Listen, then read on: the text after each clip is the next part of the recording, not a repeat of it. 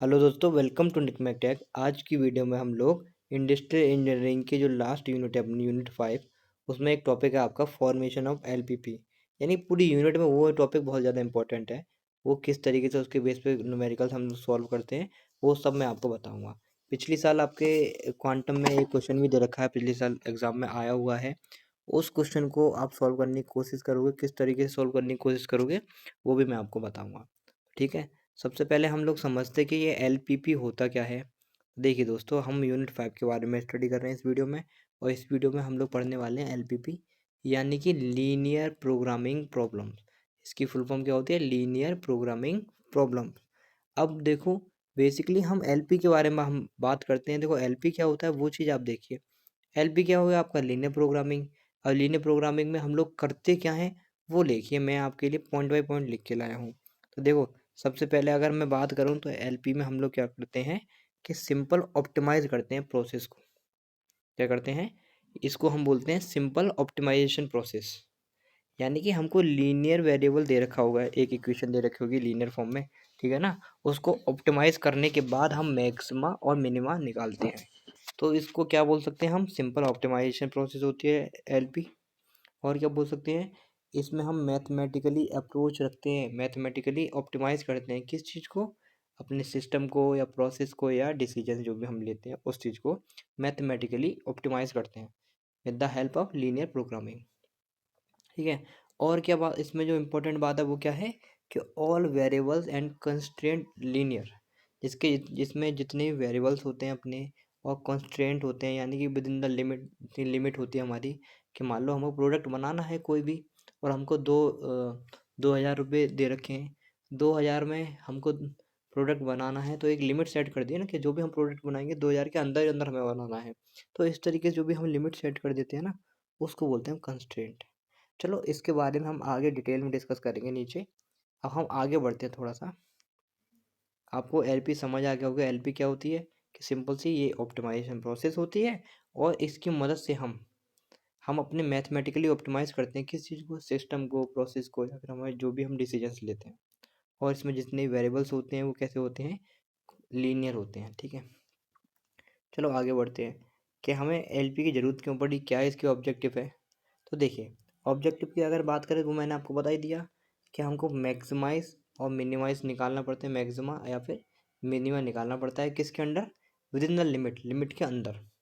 इसको हम restriction decide limit, restrictions भी बोल देते हैं, या फिर हम कंस्ट्रेंट भी बोल देते हैं। वही चीज़ यहाँ पर दे रखी है। अगर हम बात करें इसको सॉल्व करने के दो मेथड होते हैं। पहला मेथड क्या? अपना ग्राफिकल मेथड। ग्राफिकल मेथड की मदद से हम सॉल्व कर सकते हैं। और दूसरा मेथड क्या है हमारा? Simple complex method. Simple complex method की मदद से भी हम लोग सॉल्व कर सकते हैं। जो हमारा ग्राफिकल मेथड होता है, इसको हम, इसमें दो वेरिएबल होते हैं, दो वेरिएबल की प्रॉब्लम्स होती हैं, उन्हीं को हम लोग सॉल्व करते हैं। जबकि सिंप्लेक्स मेथड जो होता है वो एनालिटिकल मेथड होता है, और हम इसमें दो या दो से ज़्यादा, more than two problem solve कर सकते हैं। ठीक है, वेरिएबल्स की फॉर्म में दो या दो से ज़्यादा वेरिएबल हो सकते हैं सिंप्लेक्स में, जबकि ग्राफिकल में ओनली दो वेरिएबल्स ही होते हैं। अब ये क्या वेरिएबल्स होते हैं, किस तरीके से सॉल्व करते हैं, तो इस वीडियो में हम ग्राफिकल मेथड को ही समझेंगे अच्छी तरीके से। और इसके बेस पे मैं आपको एक न्यूमेरिकल भी कराऊंगा। और इसी के बेस पे पिछली बार अपना क्वांटम में जो एग्ज़ाम दे रखा है पिछली साल का, उसमें भी एक क्वेश्चन दे रखा है। तो देखिए दोस्तों, सबसे पहले हम ना इसके कुछ एडवांटेज और डिसएडवांटेज के बारे में बात कर लेते हैं लीनियर प्रोग्रामिंग की। तो देखो, एक बात मुझे बताइए कि अगर मैं इसके ऑब्जेक्टिव फंक्शंस की बात करूं, तो इसमें क्या आता है? अपना मैक्सिमा और मिनिमा। यही तो हम लोग करते हैं। अब मैक्सिमम कब करेंगे? जब हम किसी चीज़ को हम बेचेंगे, है ना। जब हम किसी चीज़ को बेचेंगे, सेल्स करेंगे, तभी तो हमें प्रॉफिट हो सकता है। और अगर हम कोई भी चीज़ खरीदेंगे, तो वहाँ हम मिनिमम करते हैं कि कम से कम दाम खर्च करने पड़े, कोई भी चीज़ हम लोग खरीद लें। और जब हम बात करते हैं मैक्सिमा की, तो मैक्सिमम क्या करते हैं कि ज़्यादा से ज़्यादा अमाउंट में हम किसी चीज़ को बेच दें और हमें प्रॉफिट हो जाए। तो ये क्या है? इसके ऑब्जेक्टिव फंक्शंस हैं। और इसमें क्या होता है? कंस्ट्रेंट, रेस्ट्रिक्शन और कंडीशंस। ये मैं आपको बता ही चुका है कि कंस्ट्रेंट क्या होता है, रेस्ट्रिक्शंस क्या होती हैं, कंडीशन क्या होती हैं। इसको और अच्छी तरीके से मैं आपको आगे बताऊंगा, है ना, न्यूमेरिकल में, और किस तरीके से सॉल्व करते हैं वो चीज़। बेसिकली अब हम इसके एडवांटेज के बारे में बात करते हैं। देखो एडवांटेज क्या है, सबसे पहला एडवांटेज यही है कि इसमें लीनियर वेरिएबल होते हैं, तो हम जो भी न्यूमेरिकल सॉल्व करते हैं, जो भी प्रॉब्लम सॉल्व करते हैं, आसानी से सॉल्व कर लेते हैं, फिर कॉम्प्लेक्स फॉर्म में नहीं होते हैं। दो ही वेरिएबल होते हैं, सिंपल सी बात है यार ग्राफिकल मेथड में। और क्वालिटी ऑफ डिसीजन बहुत अच्छी तरीके से ले सकते हैं हम इसमें। प्रॉब्लम ऑप्टिमाइज़ करते हैं हम, कैसे मैथमेटिकली प्रॉब्लम को ऑप्टिमाइज़ करते हैं, ये इसका एडवांटेज हो गया। जबकि अगर मैं इसके डिसएडवांटेज की बात करूँ, देखो एक बहुत खतरनाक डिसएडवांटेज है, यानी कि बहुत बेकार वाला डिसएडवांटेज है। मान लो आपकी कंपनी के अंदर एसी बनती हैं, है ना, जैसे डाइकिन कंपनी में एसी बनती है। अब उसमें एसी में अब तुम कोई प्रोडक्ट खरीदने जाओगे तो उनसे ये थोड़ी ना बोल दोगे कि भैया मुझे 2.5 एसी दे दो या फिर मुझे 1.5 एसी दे दो, नहीं ना। आप उनसे किस फॉर्म में देंगे, इंटीजर की फॉर्म में तो एसी लोगे कि हाँ भैया, के किस फॉर्म में एसी लोगे, बोलो बोलो, किस फॉर्म में एसी लोगे, कि भैया एक एसी ले लो या फिर हमें 2 एसी दे दो, इस तरीके से तो एसी मांगोगे। ऐसे तो कोई नहीं मांगेगा भैया हमें 1.5 एसी दे दो या फिर 4 एसी दे दो, 2.3 एसी दे दो। तो यही इसका डिसएडवांटेज है। जब भी हम प्रॉब्लम को सॉल्व करते हैं तो इसमें जो न्यूमेरिकल वैल्यू हमारी निकल के आती है, कभी कभी हमें फ्रैक्शन की फॉर्म में देखने को मिल जाती है। तो ये इसका डिसएडवांटेज सबसे बड़ा वाला, ठीक है। अब देखो, मैं आपके लिए तो पॉइंट वाइज लिख के भी लाया हूँ कि how to solve the problem. अब हम प्रॉब्लम को किस तरीके से सॉल्व करते हैं वो देखिए। सबसे पहले हम क्या करेंगे, फॉर्मुलेट द प्रॉब्लम। प्रॉब्लम को फॉर्मुलेट करेंगे। अब फॉर्मुलेट का मतलब क्या होता है कि हमें वर्डिंग में कोई भी चीज़ दे रखी होगी कि एक कंपनी ये है, दो कंपनी ये है, इसने इतने प्रोडक्ट बनाए, इतनी रेंज में बनाए, इस तरीके से कोई प्रॉब्लम दे रखी होगी वर्डिंग वाली। अब उसको हमें फॉर्मुलेट करके इक्वेशन फॉर्म में लिखना पड़ेगा, उसके बाद उसको सॉल्यूशन में लाएंगे। जनरली हमने जो पिछली प्रीवियस ईयर में क्वेश्चन देखने को मिला था हमें, उसमें डायरेक्ट दे रखी थी इक्वेशंस, है ना। अब मैं इसमें एक प्रॉब्लम वाला आपको क्वेश्चन बता दूंगा और इक्वेशन वाला तो आप अपने इजीली सॉल्व कर ही लोगे, ठीक है। दूसरे क्या करते हैं फिर इसमें हम ड्रॉ द ग्राफ करते हैं। ग्राफ को ड्रॉ करेंगे इंक्लूडिंग ऑल कांस्टेंट, जितने भी हमें लिमिट दे रखी है उनके हिसाब से सारे हम ग्राफ को ड्रॉ करेंगे। ग्राफ ड्रॉ करने के बाद फाइंड द फीजेबल रीजन। देखो दोस्तों ये इंपॉर्टेंट है कि फीजेबल रीजन निकालते हैं और चेक द कॉर्नर पॉइंट। और जो फीजेबल रीजन आता है उसके बाद उसके कॉर्नर पॉइंट को हम चेक करते हैं, उसी पे हमें मैक्सिमा या मिनिमा मिल जाता है, ठीक है। अब देखो कुछ अच्छी चीज़ें मैं इसमें आपको बताता हूँ, वो क्या है। मान लो, देखो एलपीपी कैसे फॉर्म फॉर्म करते हैं हम, उसको मैं हल्का सा आपको इस एग्जाम्पल की मदद से समझाने की कोशिश करता हूँ। आई थिंक आपको समझ आ जाएगा। देखो मैं लिख के लाया हूँ, देखो थोड़ा राइटिंग थोड़ा बेकार सा है, कोई बात नहीं, आप कोई दिक्कत नहीं है, आप समझने की कोशिश करिए। मान लो हम क्या कर रहे हैं, अभी एलपीपी फॉर्मेट कर रहे हैं, तो किस तरीके से फॉर्म कर रहे हैं वो समझिए आप। कि हमारे पास लकड़ी दे रखी है, ठीक है, वुड है, हमें किसका काम करना है, लकड़ी का काम करना है। और हमको ना ABCD हमें प्रोडक्ट आपके बनाने हैं। मान लो ए जो हमें प्रोडक्ट बनाना है वो क्या है हमारे पास, टेबल है। बी जो प्रोडक्ट बनाना है वो हमें चेयर बनानी है। फिर सी बेड बनाना है with the help of would. इसी तरीके से हमें प्रोडक्ट बनाने हैं लकड़ी की मदद से। ABCD हो गए। अब लकड़ी को बनाने के लिए ये इधर PQR दे रखा है।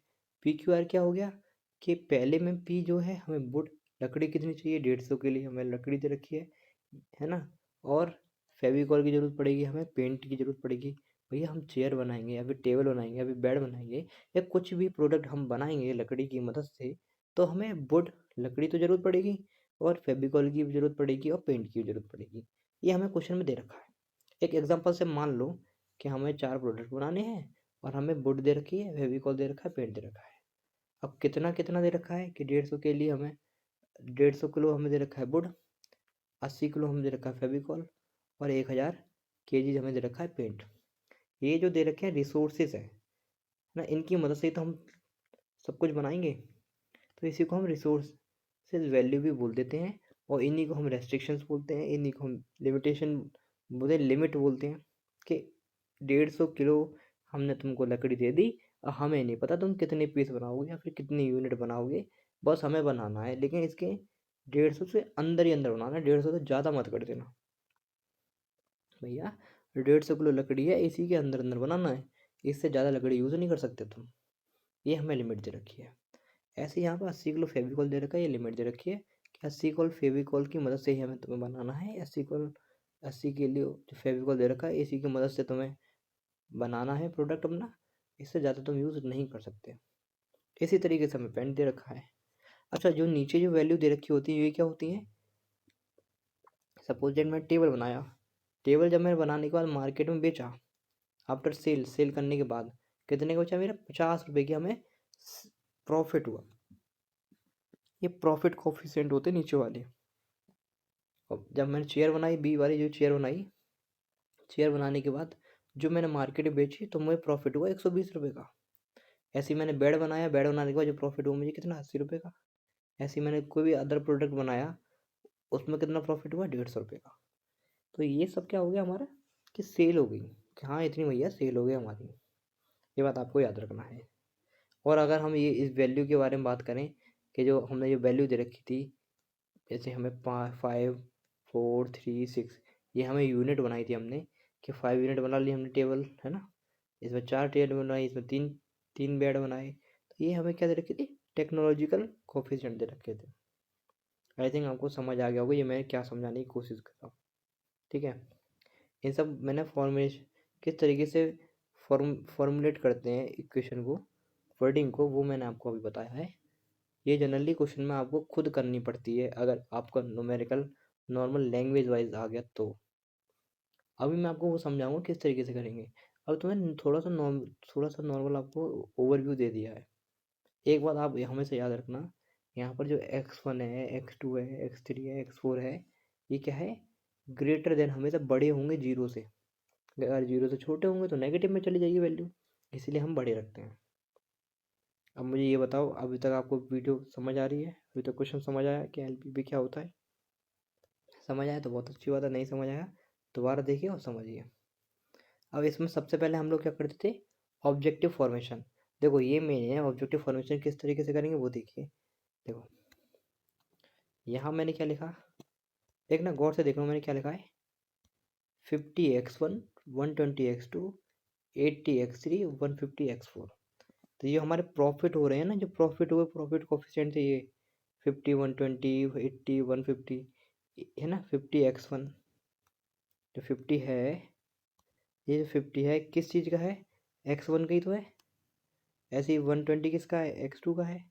तो वही मैंने यहाँ पे लिख दिया कि 50 किसका है? x1 का है, 120 x2 का है, और जो तुम्हारा 80 है ये किसका? x3 का, 150 का, x4 का। ठीक है, ये ऑब्जेक्टिव फंक्शन हमने इस तरीके से लिख लिए। सेकंड हम क्या बनाते हैं? कंस्ट्रेंट बनाते थे।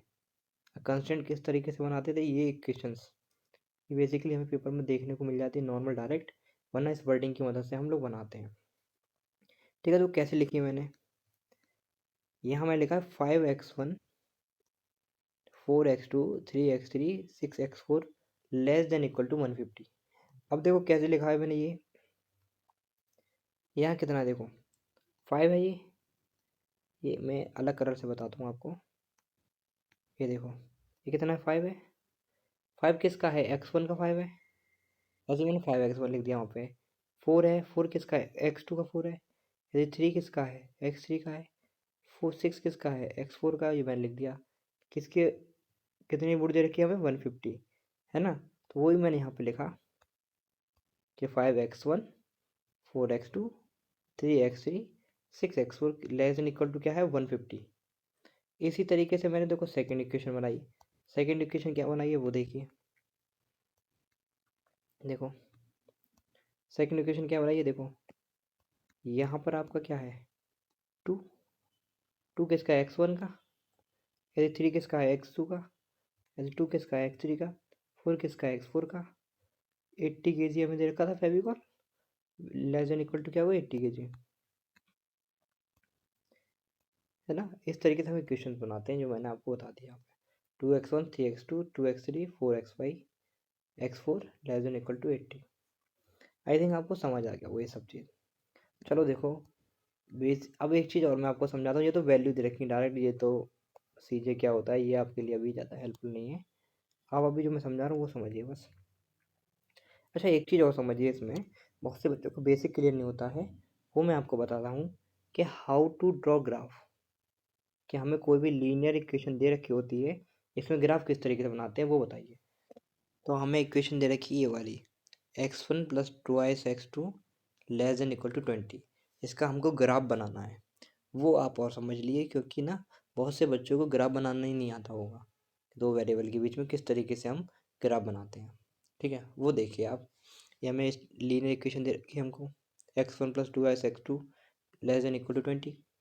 सबसे पहले हम इक्वल टू का लेस देन का साइन हटाएंगे, इक्वल कर लेंगे हम ना। यानी कि अगर हम इक्वेशन की बात करें तो इक्वेशन किस तरीके से लिख सकते हैं हम लोग कि x1 प्लस ट्वाइस x2 बराबर 20। इस तरीके से इक्वेशन लिख सकते हैं हम लोग।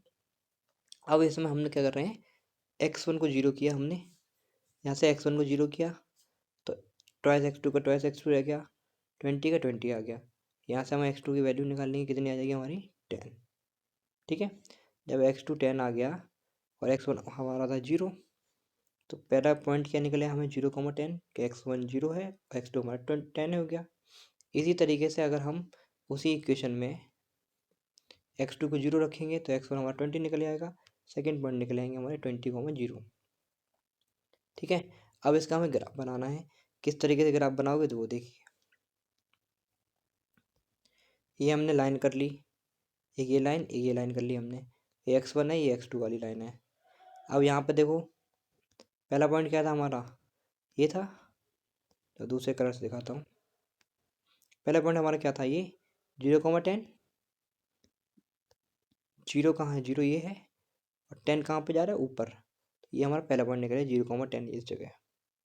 ठीक है, दूसरा पॉइंट हमारा क्या निकला था, 20,0। 20 ऊपर, x पे 20 और y पे कितना 0। तो x पे 20 ये है, y पे क्या है 0। ये इन दोनों को हमने मिला दिया। ठीक है, अब हमें फाइंड करना है फीजिबल रीजन। तो किस तरीके से निकालेंगे, अब एक चीज़ देखिए, यहाँ पर जो हमारी इक्वेशन दे रखी है x1 plus twice x2 less than equal to 20। अब इसमें हम जीरो, दोनों की जगह जीरो करो, x1 भी जीरो और x2 भी जीरो करेंगे तो क्या रह जाएगा, 0 लेस देन इक्वल टू 20। ये हो जाएगा। अब तुम खुद बताओ ये कंडीशन है या नहीं, क्या ये कंडीशन ठीक है, भैया 0 छोटा ही तो होता है 20 से, सही बात है ना। तो इसीलिए इसका ग्राफ जो आएगा ना, इसकी फिजिकल कंडीशन नीचे की तरफ आएंगी, सेट क्या आएंगी नीचे।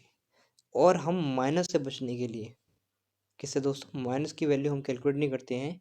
तो इसीलिए जो नीचे का जो इतना रीज़न है ना, इसको हम कैलकुलेट करेंगे। तो ये क्या हो गया हमारा फीजिबल रीज़न। इस तरीके से हम इक्वेशन को सॉल्व करते हैं। आई थिंक आपको समझ आ गया होगा अभी तक। तो अभी तक आपको सब समझ आ गया एलपी क्या होता है और एलपीपी की प्रॉब्लम किस तरीके से हम लोग सॉल्व करते हैं। तो अब एक छोटा सा क्वेश्चन हम लोग लेते हैं और इसमें आपको सारे डाउट क्लियर हो जाएंगे। तो देखिए इस प्रॉब्लम में क्या दे रखा है, a company produce two type of toys. एक कंपनी है, वो कितने टाइप के टॉय बनाती है, दो तरीके की टॉय बनाती है, जिसका नाम हमको दे रखा है पी क्यू। ठीक है, पी और क्यू। जैसे कि हमने अपने प्रीवियस वाले उसमें समझा था, उसमें क्या था, ए बी सी डी दे रखा था हमको। इसी तरीके से हमको पी और क्यू, हमारे पास दो कंपनी है ना। एक कंपनी है हमारे पास, दो तरीके की टॉय बनाती है, पी और क्यू। तो हमने क्या किया, यहाँ पर लिख लिया इसी चीज़ को, कि एक कंपनी है वो क्या बनाती है, पी और क्यू, दो तरीके की क्या बनाती है, टॉय बनाती है। अब आगे बढ़ो, आगे क्या है, production time of Q is twice of P.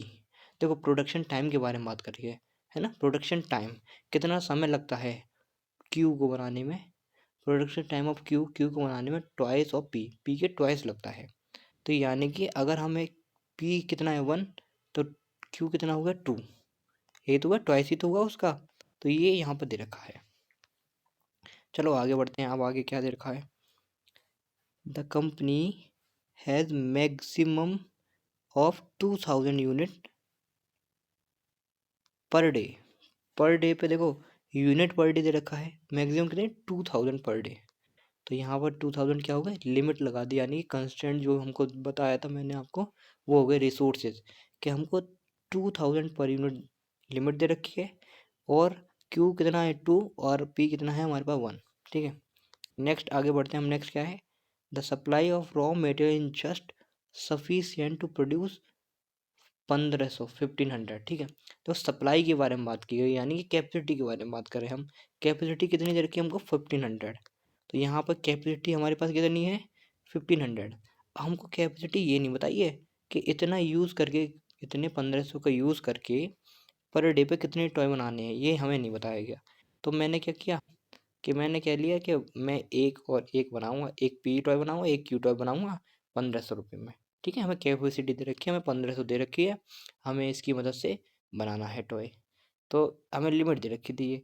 तो मैंने वन वन मान लिया कि हाँ मैं एक एक इसका बना लूँगा पी का और एक क्यू का बना लूँगा। आगे बढ़ते हैं हम लोग। अब आगे क्या है, देखो toy type Q require electric switch. देखो क्यू को क्या चाहिए, इलेक्ट्रिक स्विच चाहिए, which is available at 600 pieces per day. कितने पे, 600 पीसेस पे। तो देखो टॉय क्यू को चाहिए था ना इलेक्ट्रिक स्विच, स्विच के बारे में बात की, क्यू टॉय क्यू को चाहिए। तो इधर मैंने वन मान लिया, वन को तो कुछ चाहिए ही नहीं इसलिए मैं जीरो मान लिया, और 600 पीसेस बनाने हैं। ठीक है, और क्वेश्चन में क्या दे रखा है, और क्वेश्चन में दे रखा है कि 3 और 5 क्या दे रखे, प्रॉफिट दे रखे हैं हमको, 3 और 5, 3 और 5 क्या दे रखे, प्रॉफिट दे रखे हैं। अब हम लोग क्या करेंगे, यहाँ पर मैंने क्या कर लिया, 3 और 5 क्या मान लिया, प्रॉफिट मान लिया। ठीक है, थोड़ा जल्दी समझाने की कोशिश कर रहा हूँ मैं। तो ये मैंने इस तरीके से हमने डाटा बना लिया अपना। अब देखो ऑब्जेक्टिव फंक्शन की अगर हम बात करें तो क्या है हमारे, 3 और 5 है। तो हमने क्या लिख दिया, जेड बराबर क्या होगा, 3x1 + 5x2। ये मैंने आपको पीछे समझा दिया। अब हम लोग क्या करते हैं, इसी इक्वेशन बना देते। अब इक्वेशन किस तरीके से बनाएंगे, ये x1 है, ये x2 अपने पास। तो इधर क्या है हमारे पास, देखो दूसरे कलर से समझिए, इधर क्या है हमारे पास, 1 है ना, 1x1, तो 1x1 ये हो गया, 2x2, 2x2 ये हो गया, लेस देन और इक्वल टू किसके, 2000 की लिमिट दे रखी है। ठीक है, इसी तरीके दूसरी इक्वेशन बनाओ, 1x1 + 1x2 less than equal to 1500। तो 1x1 + 1x2 less than equal to 1500। इस तरीके से 0x1 1x2 600, 0x1 1x2 600। ठीक है, ये हमारे तीन इक्वेशन आ गई, इक्वेशन 3 ये हो गई, इक्वेशन 1 ये हो गई हमारी, इक्वेशन 2 ये हो गई, तीन इक्वेशन हो गई हमारी। ठीक है, अब एक चीज़ आपको पता ही है कि x1 और x2 greater than equal to 0 होगा, ये आपको पता है क्योंकि नेगेटिव नहीं हो सकता। अब लोग हम क्या करेंगे, इसको इक्वेशन को सॉल्व करेंगे। देखो एक चीज़ और आप याद रखना, क्या याद रखना है आपको, कि क्वेश्चन जो पिछले प्रीवियस ईयर में आया था वो डायरेक्ट इक्वेशन दे रखी होती है।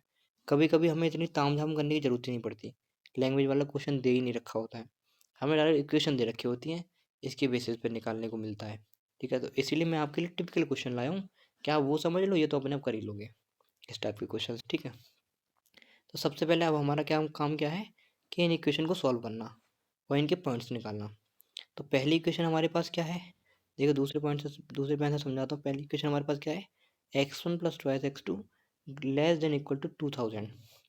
तो यही मैंने यहाँ पे लिख लिया, पहली इक्वेशन लाइन के लिए क्या हो गया, x1 + 2x2 बराबर 2000। ठीक है, अगर मैं x1 को जीरो करूँगा इस इक्वेशन के अंदर, x1 जीरो कर दूँ तो x2 हमारे कितने 1000। ठीक है, ये जीरो हो गया, x2 कितना हो गया 1000। इसी तरीके से दोस्तों, इसी तरीके से मैं क्या करने वाला हूँ, तो यहाँ पॉइंट कितने लिखेंगे, x1 जीरो, x2 कितना 1000, जीरो का 1000, x1 x2 आ गया। अब इसी तरीके से मैं इसमें x2 को क्या करूँगा, जीरो, दूसरी बार x2 को जीरो मानूंगा, तो यहाँ से x1 निकालूंगा, कितना आएगा 2000, 2000 इंटू जीरो, ये हमारे पॉइंट निकले आए। अब एक काम करो, हम डायरेक्ट ग्राफ बनाते हैं। मान लो हमारे पास ये ग्राफ हो गया, ये हमारे पास x1, ये x2। ठीक है, आप ये जानते हो ये हमारे पास x एक्सिस होती है, ये y एक्सिस होती है। तो पहला पॉइंट हमारे पास ग्राफ में क्या मिला, कि 0, 1000, यानी कि जीरो किस पे, x1 पे, x2 पे कितना है 1000। तो जीरो कितना है x2 पे, x1 पे जीरो, यानी कि ये जीरो वाली लाइन है, x2 पे कितना 1000। तो ये कहीं पॉइंट मिलेगा हमको, इस पॉइंट को ए नाम दे दिया मैंने। ठीक है, 0, 1000। दूसरा पॉइंट हमें क्या मिलेगा, देखो 2000 x1 पे, जीरो किस पे, x2 पे। तो x1 पे 2000 मान लो, यहाँ मान ली मैंने, जीरो कितना है, जीरो चले ही नहीं है, तो ये पॉइंट निकले बी। इसको हम कैसे मिला देते हैं, स्ट्रेट लाइन। तो इस तरीके से मैंने स्ट्रेट लाइन से मिला दी, ये पॉइंट मिला था हमारे पास। ठीक है, ये हमने लाइन बनने के लिए हो गया। अब देखो इसी तरीके से हम लोग क्या करेंगे, दूसरे इक्वेशन को सॉल्व करेंगे। हमारे पास दूसरी इक्वेशन क्या थी, ये है x1 + x2 1500 के बराबर है, 1500 के बराबर। तो इसको सॉल्व करो। देखिए जब मैं इसको सॉल्व करूँगा x1 + x2 1500 के बराबर जो है 1500 के बराबर, तो यहाँ अगर मैं x2 जीरो करूँगा तो x1 1500 निकल जाएगा, और एक बार x1 जीरो करूँगा तो x2 1500 निकल जाएगा। जब x1 1500 होगा तो x1 1500 इंटू जीरो ये पॉइंट निकलेगा, और जब हम x1 को जीरो करेंगे तो ये वाला पॉइंट निकलेगा 0,1500। तो मैं इसको ग्राफ में करना है। पहला क्या है 1500 इंटू जीरो, यानी कि x1 पे 1500 और x2 पे क्या है 0। तो x1 पे 1500 कहाँ है, यहाँ कहीं आएगा, ठीक है, ये कहीं पॉइंट आएगा, ये मैं रेड से ड्रॉ करता हूँ, ये पॉइंट कहीं आया हमारे पास, ठीक है। इस पॉइंट को हम नाम ले लेंगे अभी, ठीक है। और दूसरा क्या था हमारे पास 0,1500, तो 0 x1 पे और 1500 में, यानी कि ये हमारे पास 10,000 वाला था, यहाँ कहीं आएगा पॉइंट। इसको भी हम मिला देंगे इस तरीके से, ठीक है। अब देखो तीसरी इक्वेशन को और देख लेते हैं हम लोग। थर्ड इक्वेशन हमारे पास क्या है, ये थी x2 ≤ 60। तो इसको तो लीनियर इक्वेशन है, डायरेक्ट हम सीधी स्ट्रेट लाइन कर देंगे इसके लिए। तो ये स्ट्रेट लाइन कर दी हमने, ठीक है, लाइन सी के लिए। 3 लाइन के इस तरीके से हमारा ग्राफ बन गया, और इस ग्राफ को देखो मैंने यहाँ पे ड्रॉ करके लाया हूँ अच्छी तरीके से, ठीक है। ये ग्राफ हो गया।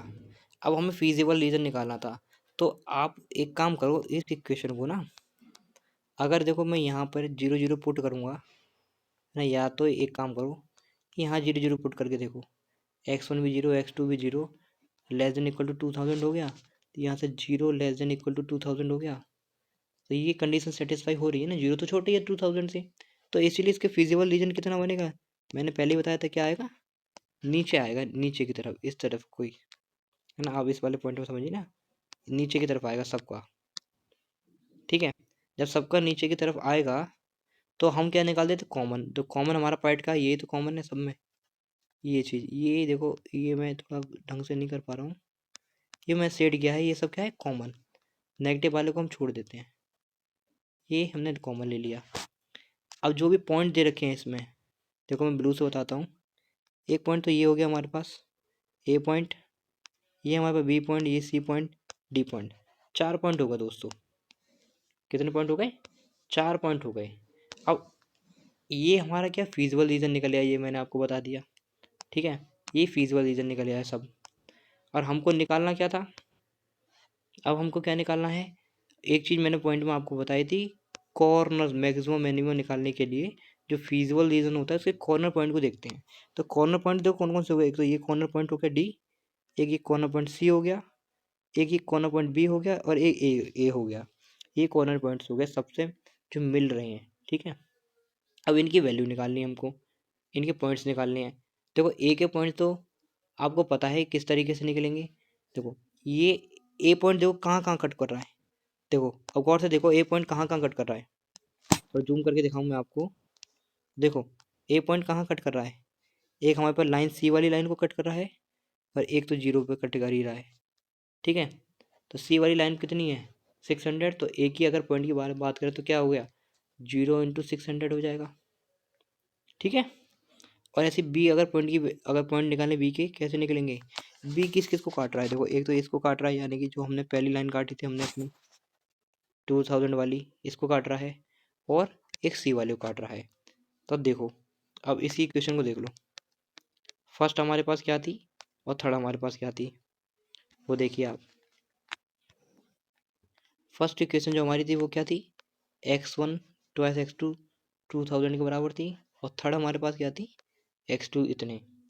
तो इन दोनों इक्वेशन में अगर मैं x2 की वैल्यू, इसकी वैल्यू इसमें पुट करूँगा, तो पुट करो x2 की वैल्यू यहाँ पर पुट करोगे तो 2 से 12 1200 हो जाएगा, x1 + 1200 हो जाएगा, बराबर 2000 हो जाएगा, ठीक है।